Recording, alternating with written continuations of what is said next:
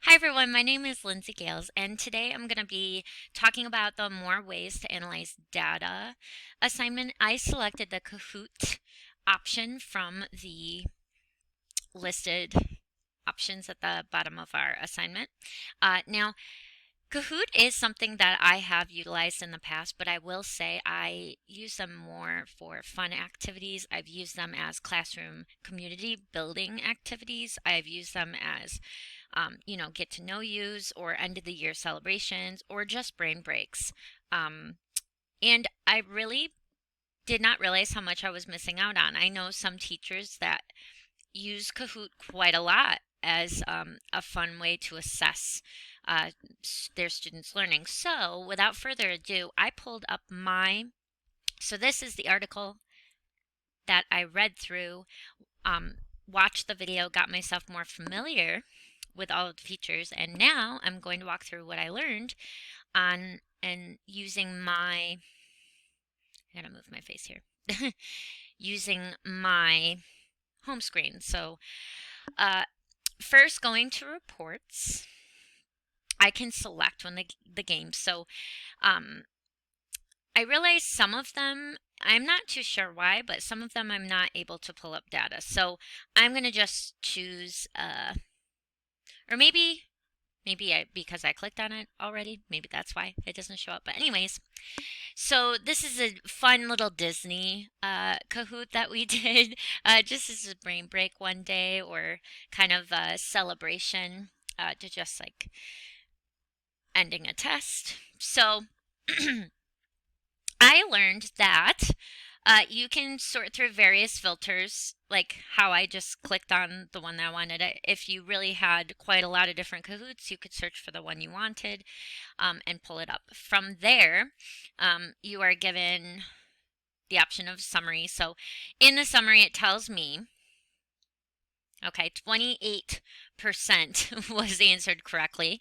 15, there were 15 players who played, and they had 20 questions that they answered, and it took us 20 minutes to play the game. It goes through what was the most difficult question. So, what was the name of Cinderella's wicked stepmother? And honestly, I don't know that either. So, that was the hardest question.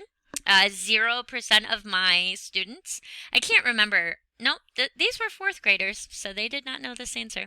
Um, and the really neat thing about this, there's this feature, I really like this. You can create a Kahoot using only the questions that were most difficult in your class, and then um, you can use that as reinforced learning. So that is a feature that is definitely going to help me as an educator because you don't want to spend too much time on the questions that students really got. Your job is to figure out what are the students or what questions are the students having difficulty on. So the fact that they pull those directly for you and you can create and administer a new Kahoot where you can really dive into the tough ones, that's brilliant. I love that feature.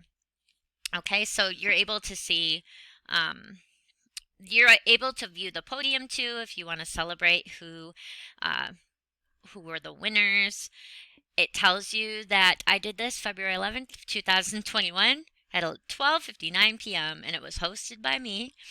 Um, and then we can get into the players. So I could go player by player and figure out how many percentages each of my students, and it looks like they rank them. So the highest correct percentage is at the top, and then it goes down from there. And you can also filter these, but I can also go question by question and I can see, okay, 47% of my class knew the answer to in Lion King, what classic Disney song does Zazu briefly sing while locked up in the cage? So also, okay, I didn't receive feedback. So this is a section that I am not too familiar with, but just the fact that I'm able to go through and look at question by question how the students did, but also player by player. So now, obviously, this was just a fun Kahoot, but if I were doing a math review before a test, it would give me wonderful data that I could look at what are the questions that I need to focus on with my whole class, and the fact that our technology just pulls this for you, when you think about it, when you have a test, you kind of have to go through and actively circle or list, okay, it looks like this question was the hardest for everyone, this many, it takes more time. So just the fact that Kahoot pulls that directly for you, it highlights it for you, so you get very quick feedback on how you are doing, um, and you can really see, like I said, you get very quick feedback. So I really am blown away, honestly, by Kahoot, and I didn't realize that Kahoot can be used for formative assessment. So I definitely want to dive into this more, and use it more for academic rather than, even though using it for fun. Engaging activities is also enjoyable. So these are a couple of the things that I've learned and why it is so very important, why these features are so very important to me as an educator and what I can learn from them. So thank you very much. I hope you learned a little something. Have a wonderful day.